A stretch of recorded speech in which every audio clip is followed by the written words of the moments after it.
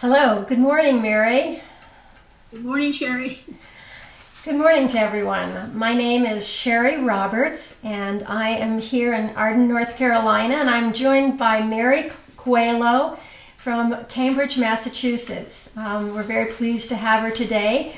This is an interview for the Quaker Universalist Fellowship, known as QUF, and Mary is going to stand up to a number of questions, and we'll learn a lot more about her. First, I'd like to introduce her. Mary Coelho is a multi-talented and very focused and dedicated individual.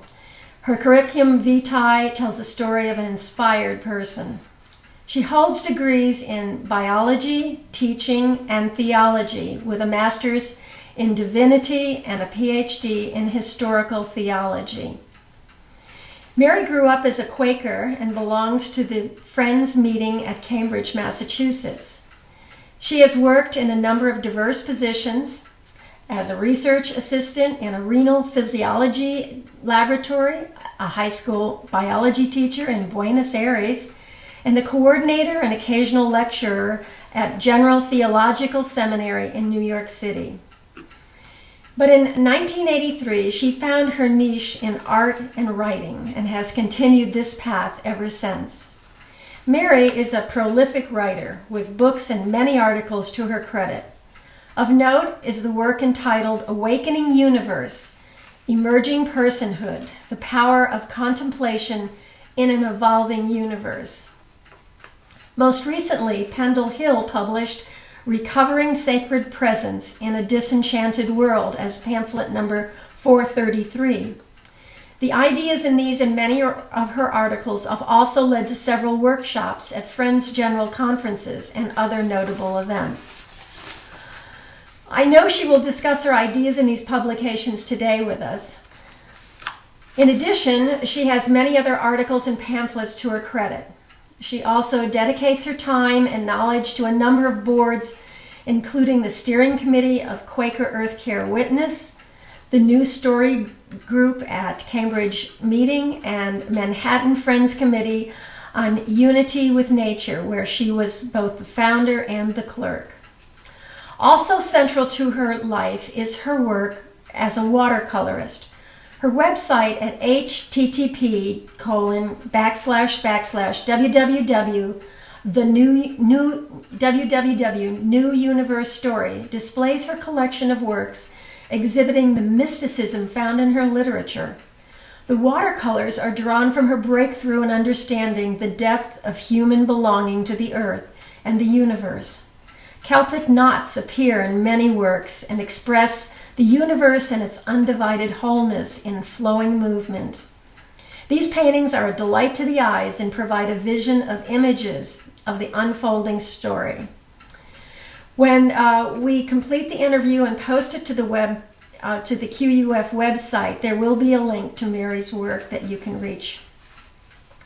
We are fortunate to have Mary Coelho with us today, and we look forward to her many insights. So, Mary, we thank you for joining us today at Quaker Universalist Fellowship. So let us start, Mary. We have some questions to pose to you, but first we would like to hear about your life's journey. Basically, how does a brilliant young woman with a degree in biology working at a Columbia University renal physiology laboratory transition to a talented watercolorist, an author and lecturer about the relationship of numinous experiences in science? Please tell us. Well, I wish I could tell you that, answer that directly. That would be a feat. But I would thank you. I would like to tell you some of my story, which I hope will illuminate your question. I did grow up as a Quaker in New Jersey on a farm. It was a Quaker family on both sides of my family, and we spoke plain language, so it was very much a friend's milieu. I feel fortunate living on a farm, spent a lot of time outside, and that was very important. although I do also want to mention there was a very difficult side to my early life because my parents lost a child, a 4-year-old boy, just when I was an infant. And that, some of you may understand the loss of attention and being part of such a trauma when my parents were preoccupied with that did affect me quite profoundly. And it's not an uncommon experience of people live in families with parents lost in alcohol or drugs or something like that. So it's not an uncommon experience, but it's very costly, and it does have to do with my story. I did go to a friend's elementary school. That was formative. And in college, I went to a women's Presbyterian college. I want to mention something about that because that also is, as in hindsight, very formative. It was a Presbyterian college in which for some years we were required to go to chapel every day. And at the same time, I was a biology major, and I learned from particularly the slant of the professor, a very reductive worldview. I learned that what's now called a neo-Darwinian view of evolution, that everything is, all of the unfolding of the world has no direction and no purpose, and it's all based on random genetic change. And so that there's human beings with self-awareness that's not significant. Morality and religion are simply strategies for survival. And I remember pondering that was a very heartless, cold worldview. And so I learned that. I mean, I was taught that by this professor there. And that is a belief system is embedded in the institutional culture of science. And it's quite common. And it has its truth, and it has been about, some of the assumptions have been, of course, valuable for science research. But there was a real was exposed to really two worlds there, which is very much an issue now, I think, for our culture.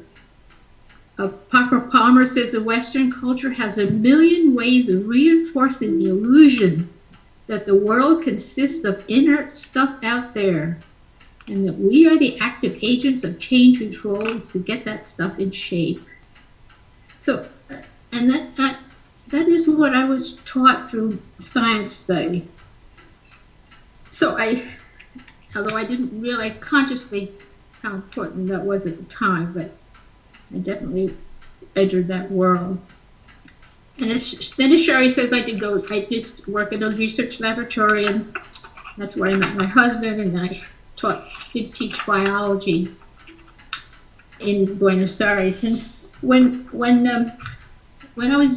we were moving, I spent 4 years in Buenos Aires, and when we were moving back to the United States, I remember an important thing. I gave away my Quaker books. I don't know which one it was I was reading, but maybe probably Thomas Kelly, and I thought, this speaks the words about the spiritual experience. I thought, this sounds very nice, but I really don't know what he's talking about. So I gave them all away. Kind of annoyed, I guess, or gave up, I think. But then back here in New York City, I did have a very important experience of an awakening, I think really is to be called a mystical experience, completely unexpected. And I didn't say anything about it for years and years, so I think it was so important. I didn't understand how to talk about it, or I was afraid it might be negated because I knew it was so important. But that was a real shift in my direction in life. One of the things I thought from this story, from what happened, I said, this didn't seem to be appropriate, but I thought, I know the answer to humanity's problems. That's kind of a bold claim, but I felt that what I had known was, in some sense, an answer, and well, I couldn't defend it. And this also was a healing experience. It changed me psychologically. So as a result of that experience, did eventually go to Union Theological Seminary in New York City. Although it was helpful, but there wasn't a great deal of focus on personal spiritual experience. So some of the help I was looking for of how to fit that into some of my assumptions and how to find that again I didn't really find there entirely what I wanted. Although I did become acquainted with Jungian thought, and that was very helpful. I worked with a Jungian analyst, and then I did study at Fordham University because it's a Catholic Jesuit university, and they have continued somewhat more than, at least at that time, in union with the experiential tradition. So it was a place where I could study the contemplative tradition, people like Teresa of Avila and Meister Eckhart and Francis of Assisi. So, and I did write a thesis on Teresa of Avila and the reasons, trying to understand. She says very clearly the reasons what prevented her initially from entering what she calls the unit of life. So very helpful. And I went to Fordham because of you at Cousins. Some of you may have heard of me as a Bonaventure scholar who wrote about Francis of Assisi. All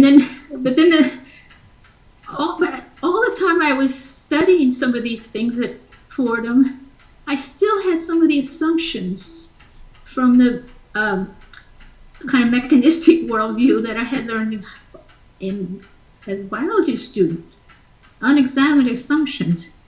And then I was listening to a video series prepared by Brian Swim. Maybe some of you heard of it, The Canticle of the Cosmos. I can remember very well.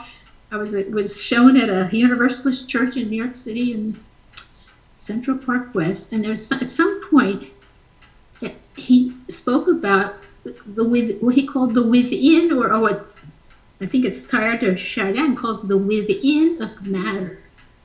He described how what we call matter is 99.99% empty space. And I thought, oh my goodness, this is not the world that I thought I was part of.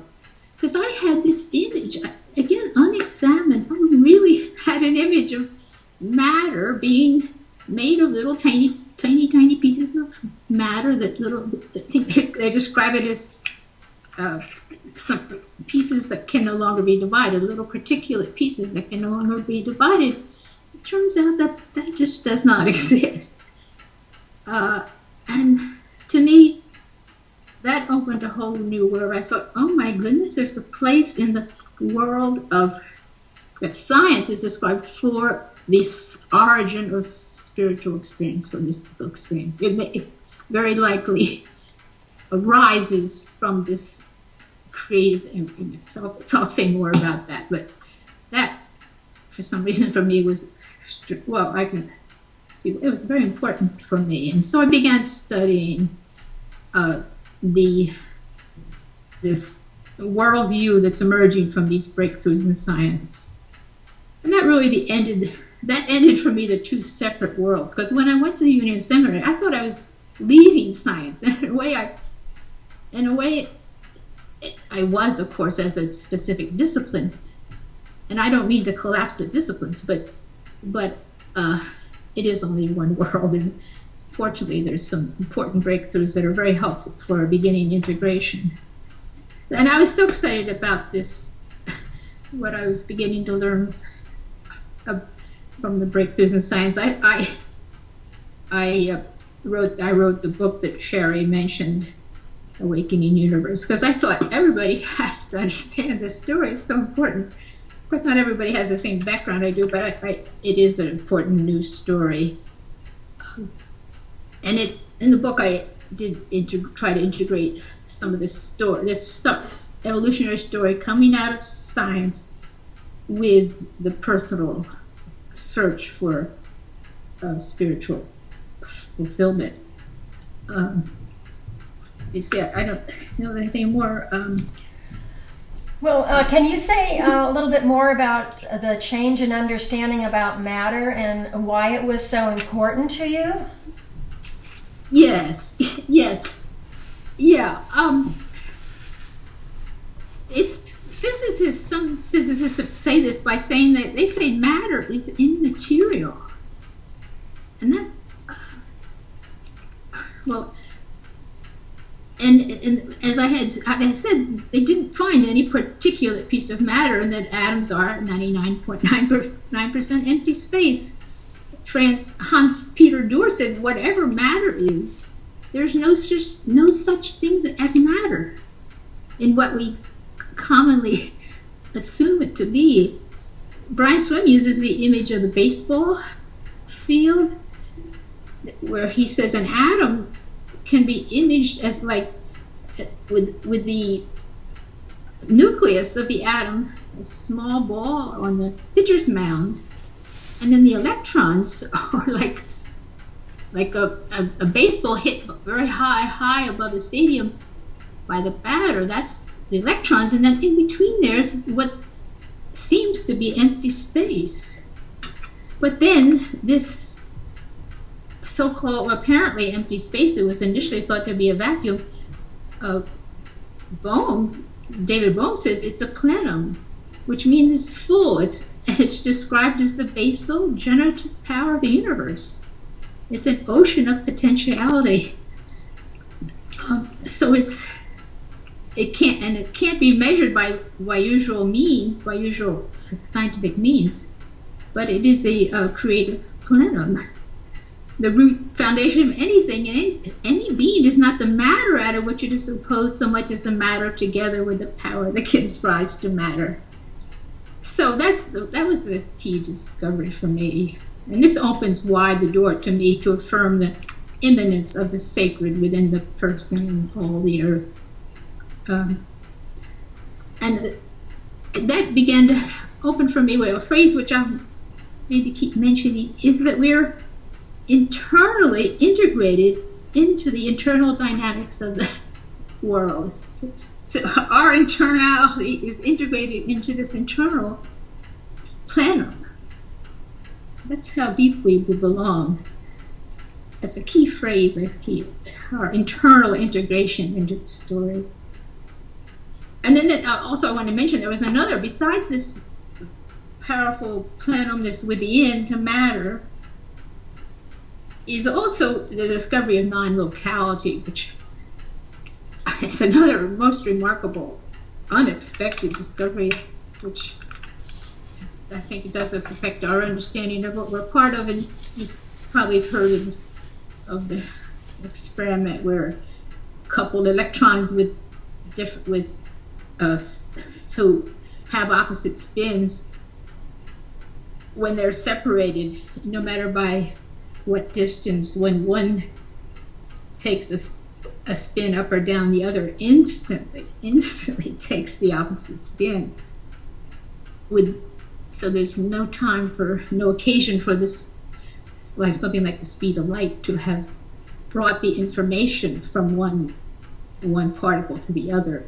So somehow these particles are already coupled. They're part of a unity.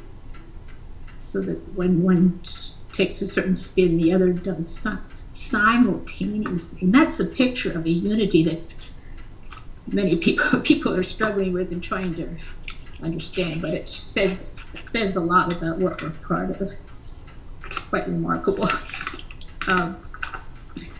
So kind of in summary, Erwin Laszlo says the revolutionary discovery is that the root of reality, there is an interconnecting, information conserving, and information conveying cosmic field. It seems to me that this has to refer to what the word God has been pointing to. We'll discuss that word later, but of course God has, we can come to this, but God has many associations of often external to the world, but maybe this internal, it seems like this internal reality must be pointing to this dimension so many people have experienced. And the whole question of how we will name it is the whole big question. But I did not know. I have within me the very creative dynamics that are behind the manifest unfolding of the earth. I think this discovery of the within by science is a great gift to us all. It's a gift to universalism because it's a common within everyone. So it is a gift to universalism. And then the question of how it's named and understood, of course, is a very big question. But to have science discovering this realm, this seems to me, I don't see how it cannot be very important to spiritual seekers. Yes. And then I just want to mention there's lots of names for this inner within. Some come more from the science side, come more from spiritual traditions. And I'll say, I think science struggles, they don't know what this vast within, they can't really measure it in the usual ways science behaves, so it's very, very difficult to detect its nature. And then likewise, spiritual traditions have always spoken of a not knowing, the mystery that we can't rationally identify well what this inner reality is, what its nature is very well. So some of the names, just to point them out, are Teilhard de Chardin spoke about an ocean of energy. David Bohm spoke about an implicate order that informs the physical world. Is sometimes called the aliveness, the all-nourishing abyss. Paul Tillich spoke of the ground of being. Quakers have spoken about the light, and then the inner fire, and the one. So it's a pleasure to try to learn from science and from spiritual traditions something of the nature of this inner reality. There's been a long struggle about naming this realm, because if you name, you tend to objectify, and they always talk about how language is used to describe things in our everyday world, and that we don't have language to describe this world. So it's an enormous topic, and but I think new materials helps us work with it further. So that's what, and then I also wanted to say, in addition to the within of matter, I also wanted just to mention this whole new story, and the evolutionary story awoke again my interest in, or I had studied evolutionary biology, and it had become sort of just knowledge about, well, I have a backbone that came from early chordates, or whatever their origin was. But then the depth of our physical immersion in this evolutionary story became much kind of awakened and very interesting to me. And this is, I don't know if you can see this, but this you can't read this, but this points to some of the parts of our anatomy that are so ancient. It's hard to fathom. For example, I don't know what would be, well, one I like is a rotating shoulder. I often, watch a baseball player or watch a gymnast and see that rotating shoulder that clearly comes from an arboreal ancestry. And cows and pigs, they don't have a shoulder like this. And then, of course, the carbon atoms in our bodies made in stars. And I like the fact that the water in our bodies apparently has this salinity of the early oceans, not the salinity of the oceans now. So there's a whole list of ways of seeing the depth of our immersion in this story. And I even know, walking down the street, there's a little nursery school nearby, and the children, they take them outside and they walk along. They have the children holding a little rope behind the teacher. The rope has little handles on it, and the children hold the handle and they walk behind the teacher on the way to the playground. And I think those children never let go of that rope. They hang on. They just automatically hang on to that rope. You might think they'll just let go and run off when they see something that attracts them. But that hanging on like that, that's a primate activity. Hang on. Wow. I just love seeing that. Yes. So I think, so I guess it's the belonging both internally and in with physical manifest world. It's exciting. That's all. Well, has your understanding through this period of discovery changed your concept of mysticism? Yes, I gave me a great deal of confidence that it's not something extraordinary, given what we said about the nature of matter. So this discovery of this plenum encourages us to explore how mystical experience may have its origins in this inner quote-unquote emptiness, energetic reality. And John Seed says that many earlier peoples, philosophers, poets, theologians, would have loved to have known this discoveries of science. They like to have had they known.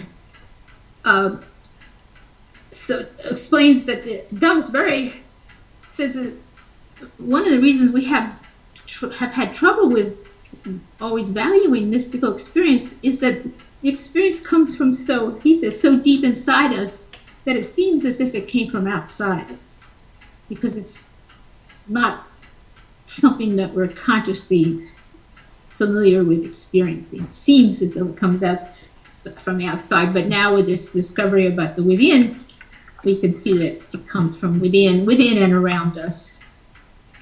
And I don't know how much time, but there's a lot of, for example, like Teilhard de Chardin, who's one of the thinkers whose work is behind this integrating of the breakthroughs in science with spiritual traditions.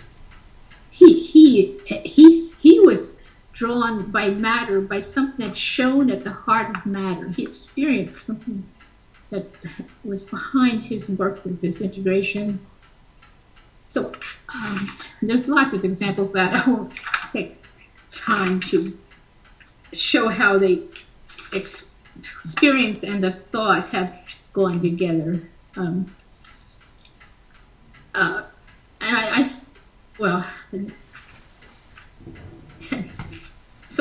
another thing is that the culture hasn't always encouraged the importance of it. But in this context, I think it can be encouraged to search, to know this inner well.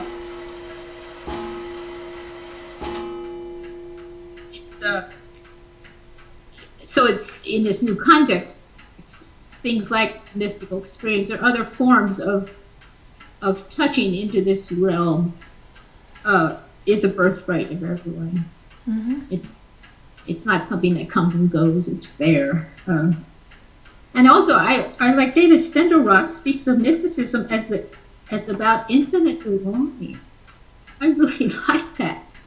A very deep belonging. As one who, as I mentioned, some loss of belonging because of my family situation, the death of brother.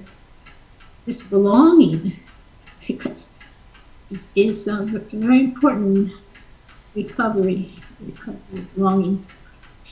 So yes, mysticism finds a home in this new story.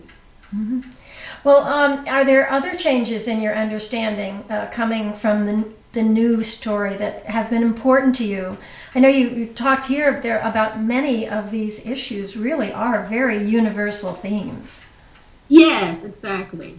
It seems so appropriate to be speaking with you in Quaker Universalist because yes, it's a common origin story. It's a gift. I think it's a gift to your interests. It's remarkable.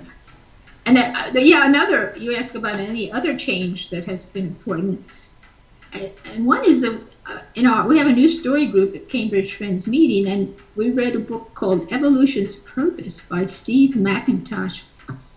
And right away there in that title, Evolution's Purpose, in some circles, that's a bold claim. because, as I said, when I studied biology, I was taught it's a random purposeless universe. And McIntosh says that the unfolding history of evolution reveals a rising to the value generation. And these values are the ever-widening realization of beauty, truth, and goodness. So I thought, oh my goodness, is there really a directionality towards increase or deeper entry into beauty, truth, and goodness? It's a bold claim. But we all probably have experiences of this, like the beauty of a song touches us deeply. And then he says it allures us. Somehow we're very attracted to these occasions of beauty and truth and goodness. And that's part of the direction of the evolution in consciousness, is this being attracted to beauty and truth. And it's not only McIntosh. Albert North Whitehead argued that beauty, or the perfection of a harmony, is the universal aim of development. And Whitehead said that beauty is the final contentment of the eros of the universe. So others have been looking in this direction. Teilhard de Chardin spoke of an omega point, some kind of sense of directionality. So, I just wanted to mention this. This is controversial because it's always, we were taught, and it's also true that some evolution occurs when there's mutations, and that's the cause of change. But there's something called I read about the Baldwin effect, that recognizes that there's another power now in evolution besides genetic mutation, and that's which is a source of evolutionary change, and that is consciousness, the change in culture and human consciousness. And there's certainly a clear influence of human consciousness over the destiny of the earth.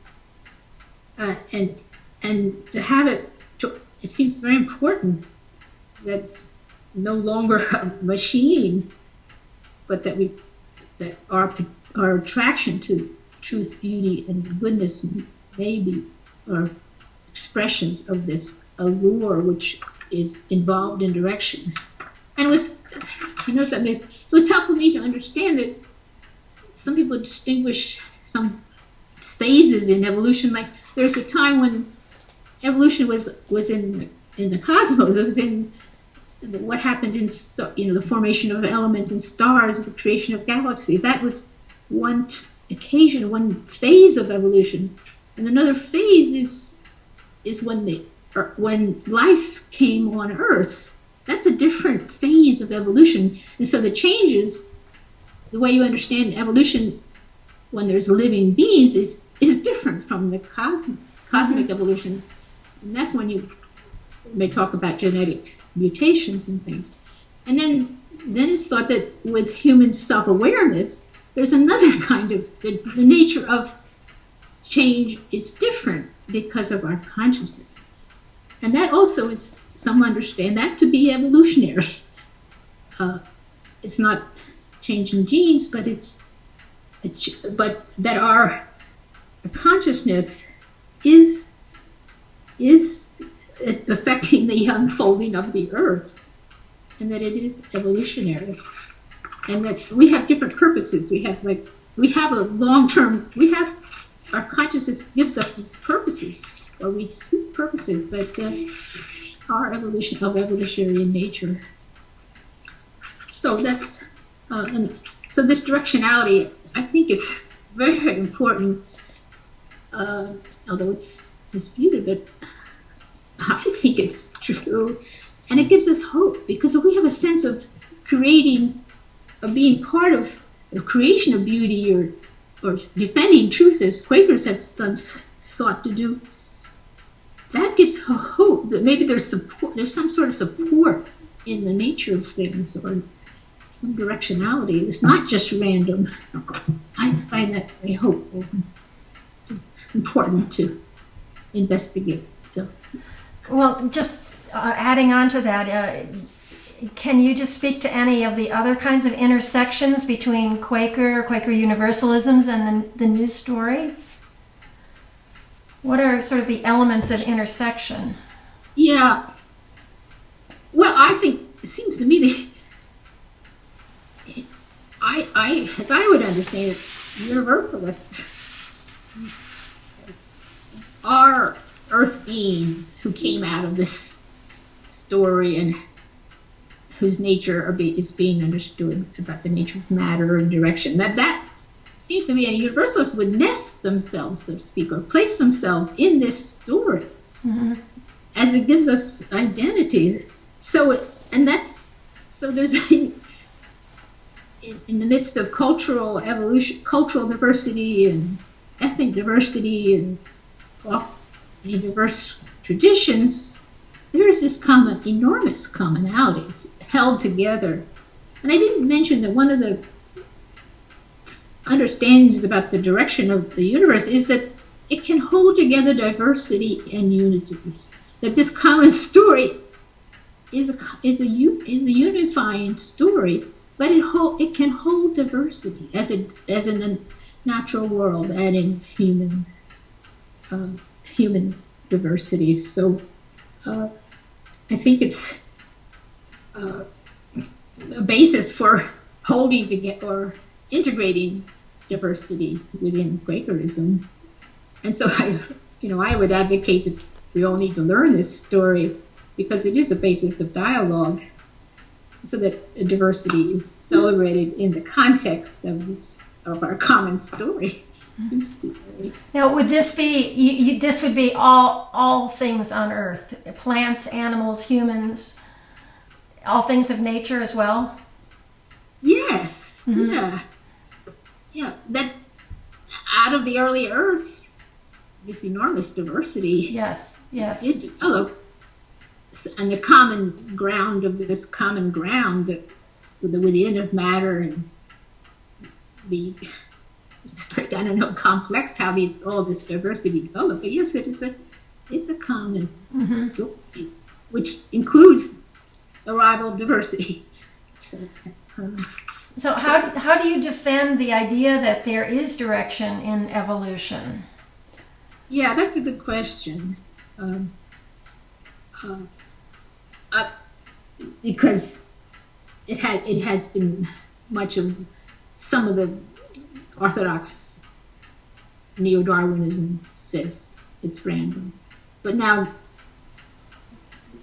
what I've come to read and understand is that to understand directionality, you have to realize that there's emergence in the evolutionary process.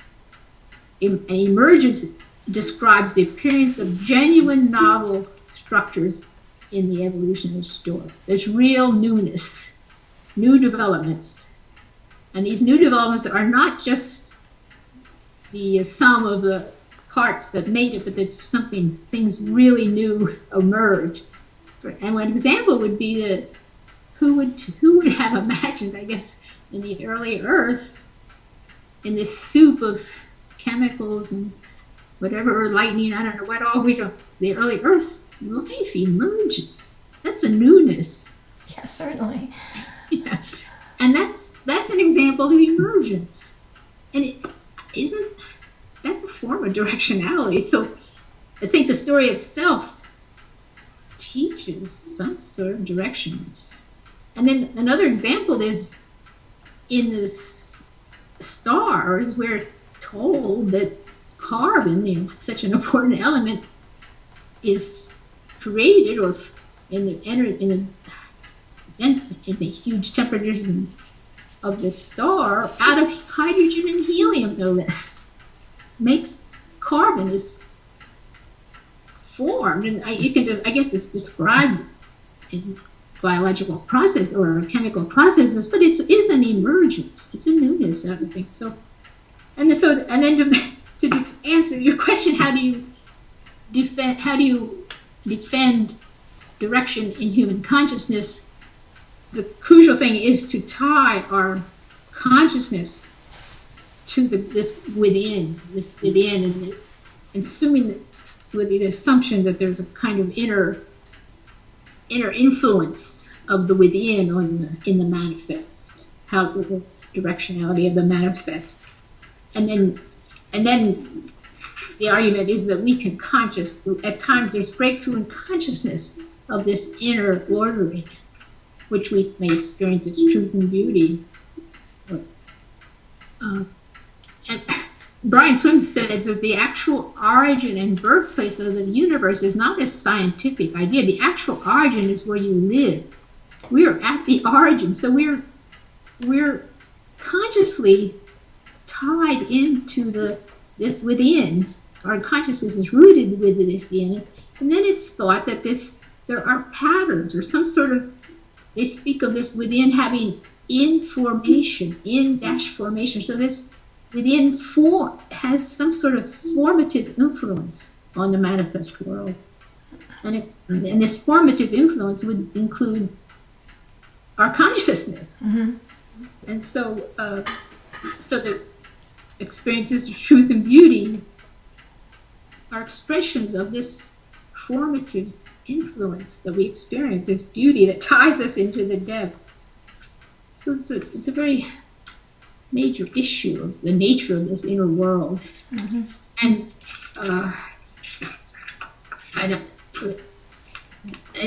I found it exciting, in addition to Quaker ideas of leadings, this certainly has to do with Louis Dupre, who is a professor at Yale, said that he writes about instances of what he calls intellectual intuition, in which the mind literally perceives as directly as senses do.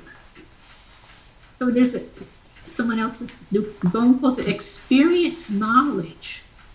There's a kind of alternative knowing, which I think is what Quakers have thought about, which we call leadings. And he says that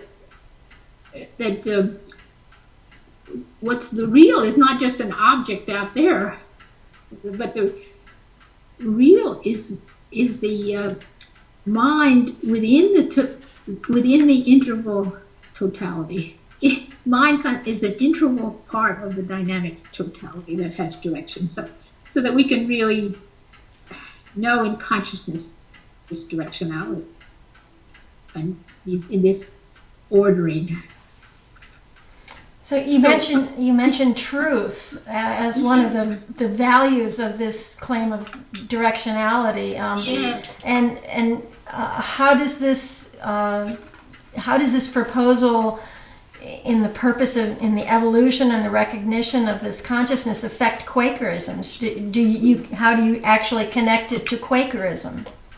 Yeah, exactly. Well, I once went on a retreat with Douglas Steere, and at the retreat he several times quoted Isaac Pennington. And I remember he said, "There is that near you which will guide you.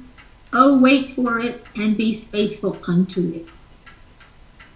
Now there's that near you which will guide you. Oh, wait for it and be faithful unto it. Why isn't that an expression of this formative influence of this inner world? Mm-hmm. Yes. And Steere and others say it's always near. They say it's always near. Well, it is always near. This within is matter. It's always near. And Brian Swimme says something very similar. He speaks of, in the context of the person as a form of the earth in which emergence in consciousness there is an alternative kind of knowing. He says the dynamics that fashion the fireball and the galaxies also fashion your ideas. Your specific personal dreams and desires and whole process is present in your personal self. Now right there, isn't that leadings? Leadings that the dynamics fashion your ideas. And I think it has to be spoken of carefully, because it's also there's a question of what's already in our minds, and we don't come with empty minds, and so that may kind of influence how we receive this creativity. And there has to be careful discernment of leadings and so on. But I think it speaks directly to Quakerism. Maybe you're familiar with the idea of Kenneth Golding say that Quakerism might have been ahead of its time, which could be true. I don't know. In my experience, it might be true that this gives enormous support to a sense of leadings and also the within the light within that may guide us. Mm-hmm. I think that's what they're talking about. So I don't know.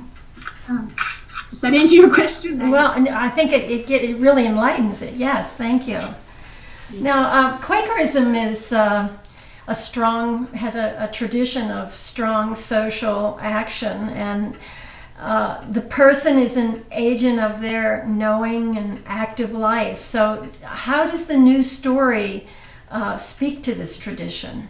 Yeah, it's very important.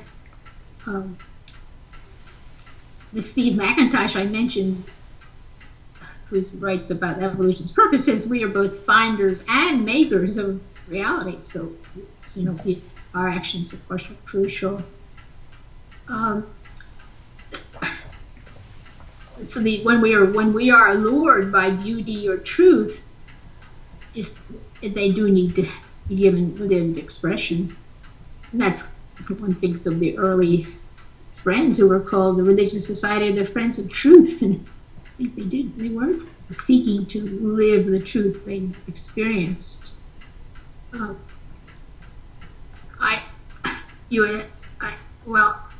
I do admire people who are activists.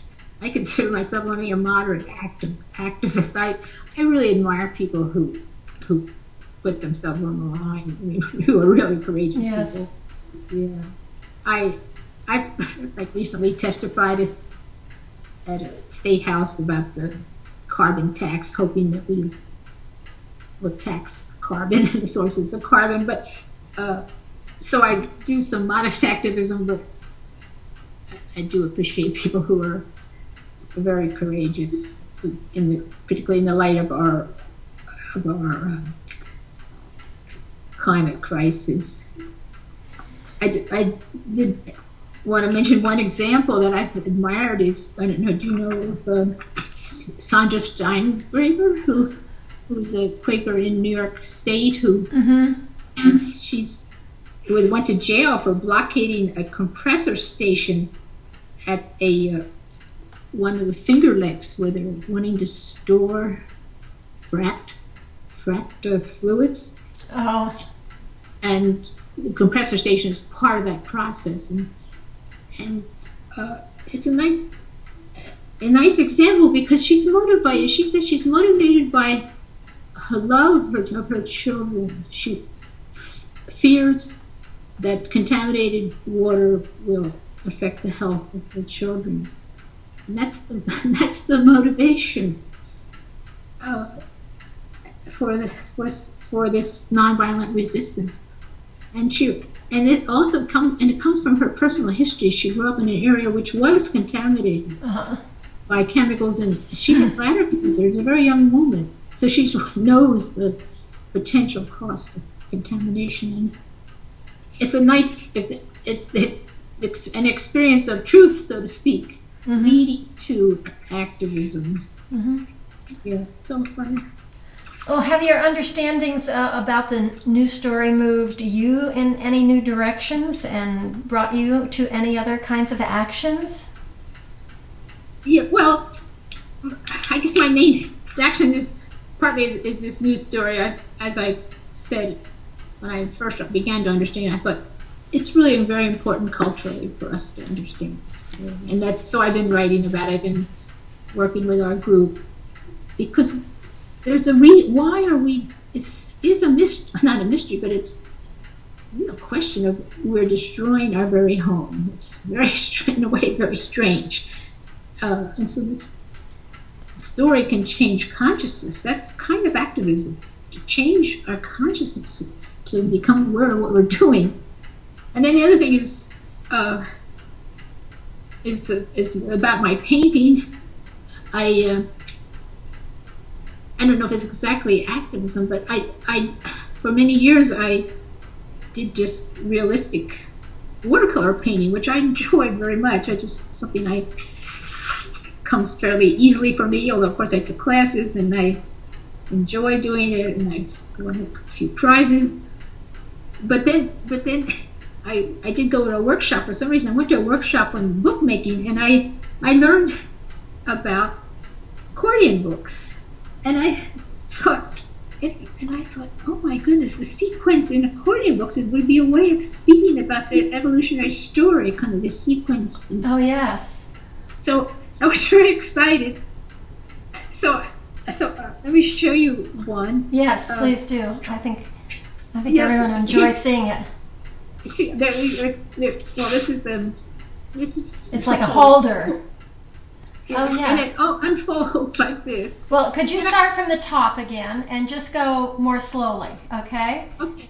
This one's has on the words on the side are from Thomas Berry, that the natural world is the primary manifestation of the divine. So these are just paintings that I maybe for us and others are manifestations of the divine. Yes. Oh, lovely. Yeah. Lovely. So, and I don't know if this would be called activism, but it is an attempt to express this emerging understanding of what we're part of. And so maybe people hang them in their home. They're an occasion to speak about this emerging understanding. And I have one that says, one of the accordion books is that the cosmic story is our story. And then in regard to the universalism, one of my accordion books has words from Rumi, which seems to be directly relevant or an expression of the new story. Rumi said that everything you see has its roots in the unseen world. Could you bring it in closer to your face? Yeah. So this is the one about Rumi. Rumi's words: everything you see has its roots in the unseen world. Oh, how beautiful! So I was very pleased to have a way of putting together my bit of painting and this new story. And I don't know. I have several. I like the words from Emily Dickinson, which I think also speaks to the new story. She says, it's a one-line poem. She says, "Not revelation 'tis that waits, but our unfurnished eyes." She said, we don't need a new revelation. We have one already, yes. Beautiful. And that the new story, if we could see what we're part of, if we knew what we were part of, which the new story helps, and of course traditional revelations too, that we don't need more revelation in the traditional sense. We need to wake up to what we're part of, which is, I think, the new story is helping with that. So that's been important to me to put these two things together. And it's a way to share that expression with everyone else who doesn't read, your book, but can experience it that way. That's lovely. Yes. That's right. It's very accessible. So and fun and enjoyable. Yes. So tell me about the new story group that I mentioned in your introduction. That you have at the Friends meeting in Cambridge.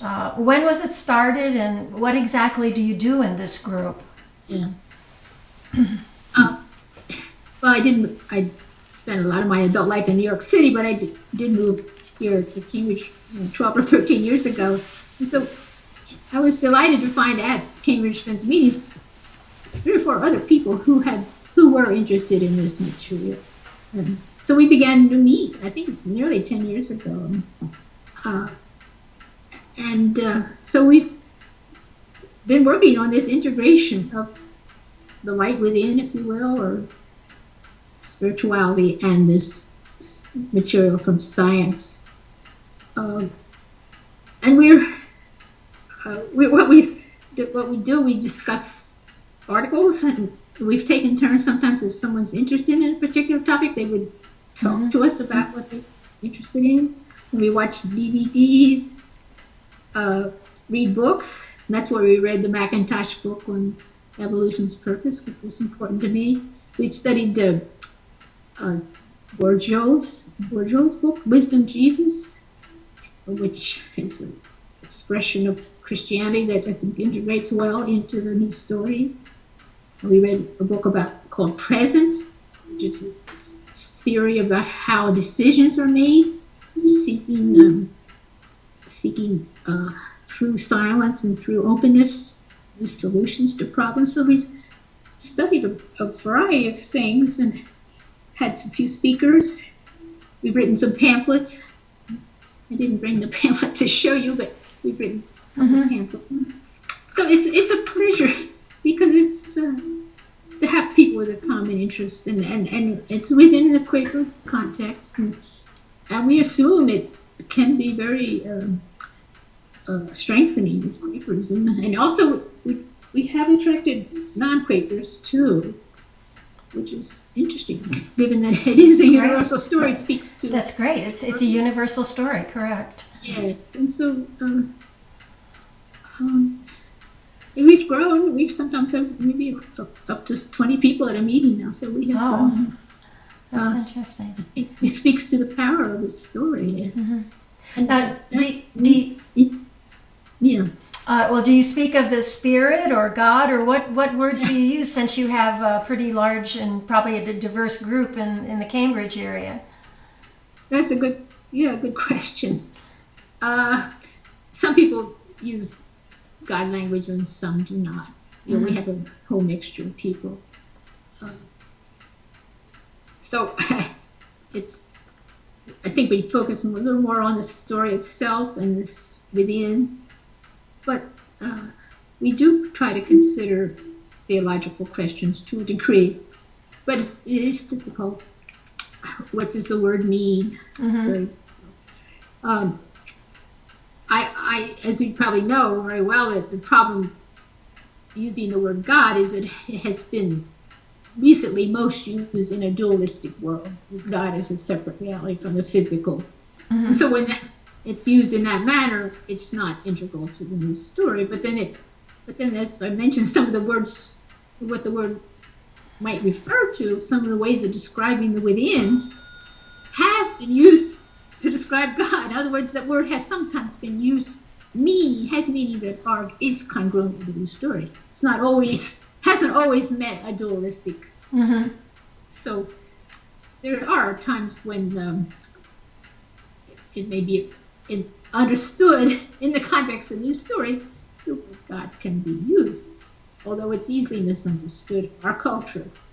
But there's someone, Dan Snyder, who says that it is possible for spiritually oriented people once again to believe, he says, although with humility and continued openness to new learning, that our God talk also refers to something that's actually true.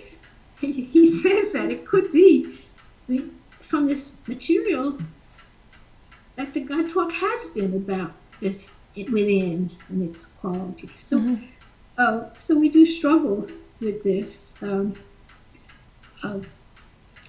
So I personally can go. I fear using the word. Often don't fear using the word for fear of being misunderstood. But at the same time, knowing how it's been used historically, before there was this separation, before the dualistic separation, it has been an important naming of dimension of what we're part of.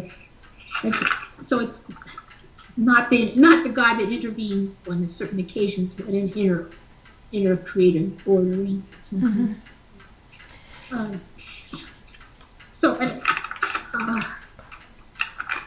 No, well, it's a major topic.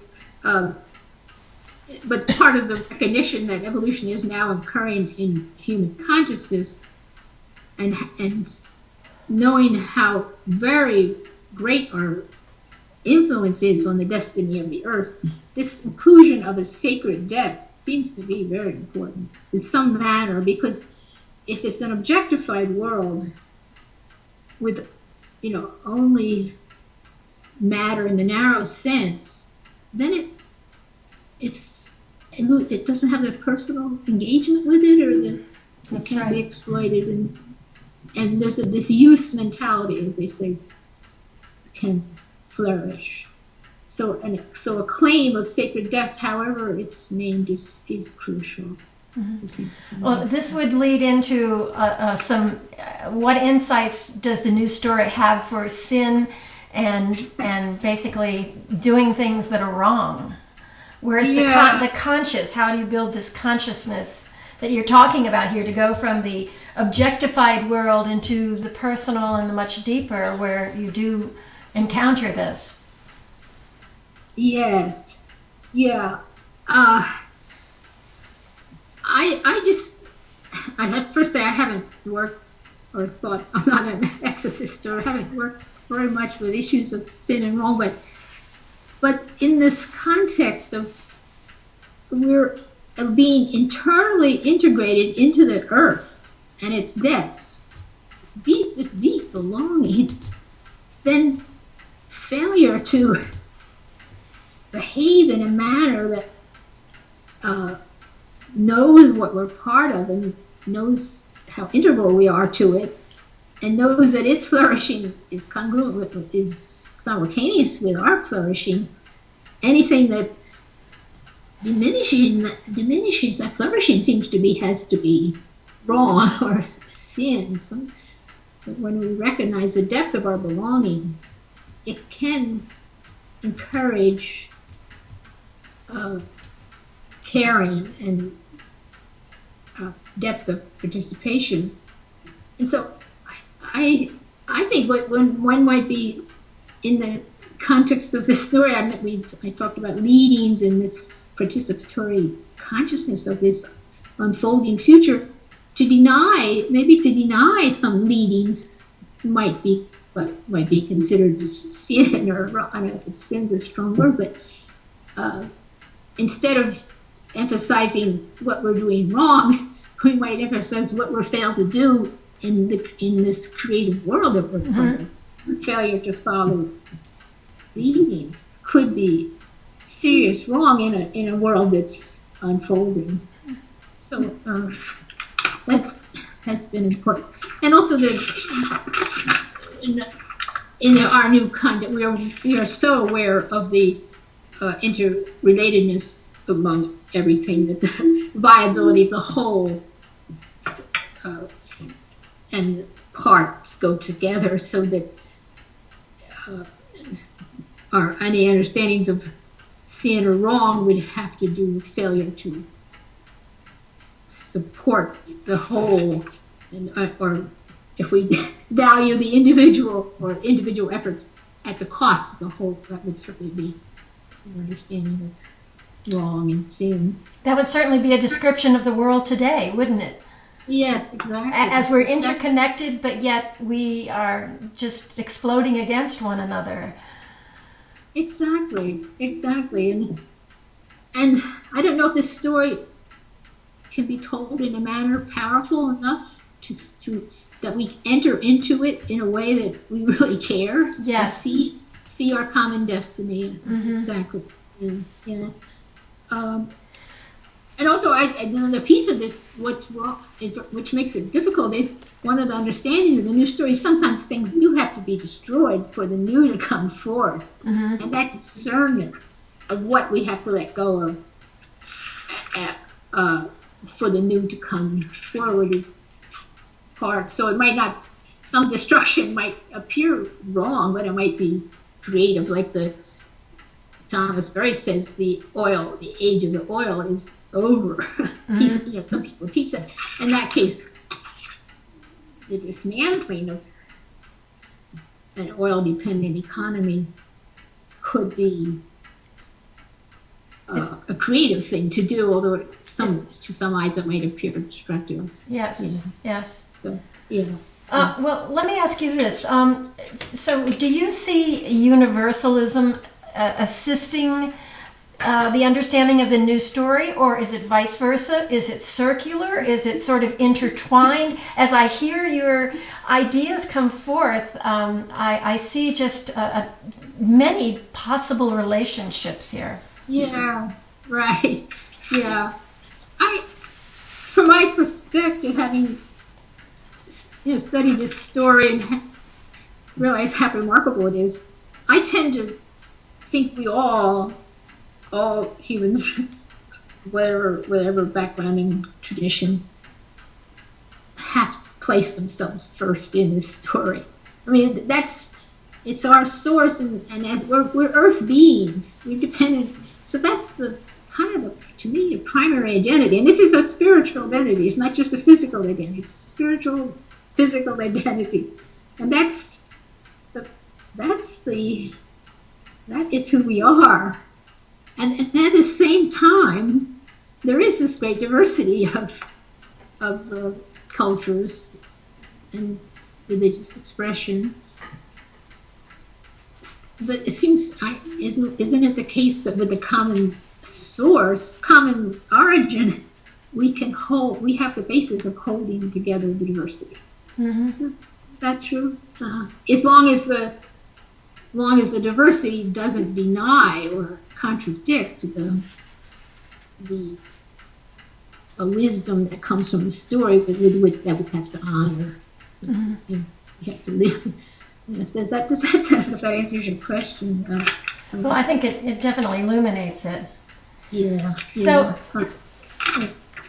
it's clear from hearing you here over the past hour that you think that the future of Quakerism can be enriched by the new story. I don't know if you want to say any more about that in conclusion here. No, I don't think I did mention the bolding that Quakerism was ahead of its time. I think now that we can see within the light of this directionality and these allure of truth has an allure, and the beauty has, in the light of that, which Quakerism has honored, Quakerism gets enormous, can gain confidence and gain kind of a wisdom in this context. Mm-hmm. So I would say in general, yes. So, I think we're very fortunate to live in this time when we can, some of Quakerism's insight finds a home. And we've been through a difficult time of the separation when the world was mechanized. Some of the assumptions have been mechanized. We're in a fortunate time when there's a recovery of a wholeness that I think can be very important to us, and the sacred depth that can help us. Mm-hmm. So, yes, I think I already said most of that. So, thank you. Oh, great. Thank you, Mary. This has been just an incredible, outstanding hour of learning and thoughtfulness and new ideas. I think everyone who has come this far with us will be thinking about your ideas and the new story, and I urge them to pick up one of your, or more than one of your publications. I know in my meeting in Brevard, North Carolina, we've been reading your pamphlet on the recovering sacred presence in a disenchanted world. We have a Sunday school, and one of the ladies there, who's certainly not, she's well read as a Quaker, and we had worked on this book about 3 weeks during our Sunday school, and the question was, well, should we continue with this? And this woman said, absolutely, there is so much in here that we don't understand, that we need to understand. And she said, this woman gets it. She's pulled it all together with great excitement as I'm expressing it now. So I think you have brought to light so many exciting ideas. And we QUF, and I think everyone who listens to this will thank you very much for sharing this hour with us and your ideas. Well, thank you. It's It's a pleasure to talk about them and pleasure to meet you. And thank you for your questions. And thank you for doing this. Thank you. Well, it's our pleasure, and we want to give visibility to these wonderful ideas. So thank you again, Mary, and I hope that you have a wonderful day. Thank you. Same to you. Pleasure to talk with you. Okay. Goodbye now. Okay, Mary, that's all. Okay. That was wonderful. It was just Was it wonderful. okay? It was wonderful. Oh. It's remarkable stuff. I don't know if I do it justice, but it is remarkable stuff. I mean, Yeah, I just think this is going to be a fantastic interview. In the past, what we've done is I will take this and make a transcription of the dialogue, send it to you, and if you want to correct it, in any way, rephrase your sentences or whatever, and then we would post the interview. But in view of the fact that we have you live like this, I'm going to recommend that we put this up immediately, because we can't change anything in the video. Now, yes. so I for that reason, I would say let's put it up, if you would agree to that without having at least read through it once. But it's really your choice, and then I'll also consult with Gail and our steering committee on the same subject. But I would get your input first, certainly. Yeah, I think if your committee all agrees that it doesn't have too many real problems, then please do. Yeah, I think so, because the problem is it takes me almost 2 weeks to go through and do a literal typing, and then I want to turn it over to you, and then you've got to find time to read through probably 20 pages of text. So let's get it up if we can sooner rather than later, and then we'll post the written version of it, because some people may prefer to look at that. Okay? Right. Good. Yeah, thank you very much. Oh, that's fantastic. I hope your committee agrees. I don't know. Oh, I'm sure they will. I'm sure they will. Okay. Well, Mary, thank you I know you've put a great deal of preparation in this, although I'm sure some of this comes very naturally, and your knowledge of this subject is so deep. But I really appreciate all the effort that you've done here. Yeah, it is an effort to put it together, but it is also a pleasure.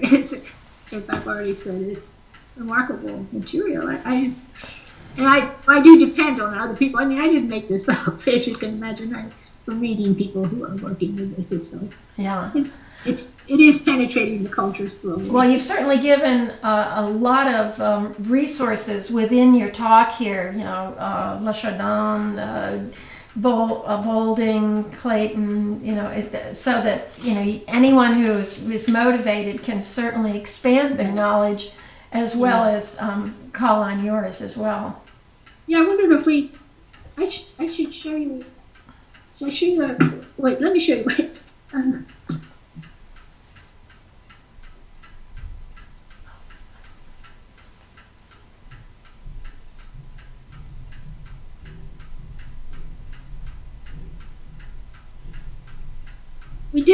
Our group wrote this. We wrote this little pamphlet.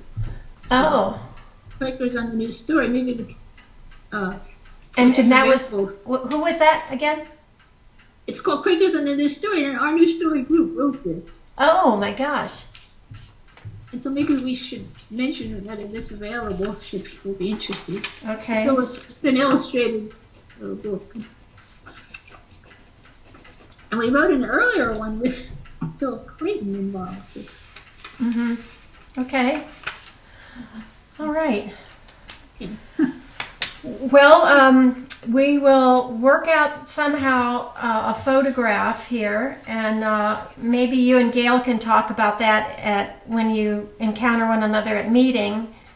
Okay. So that we could put something up like that on the website as well to promote this. Great. Okay. Thank you. Okay. You'll be talking to Gail, I guess. Yeah, and I'll send you an email when we're getting close, okay? And I'll let you know what the steering committee has to say about it. And then in addition, I will, I'll just keep you informed on when to look for it on the website, okay?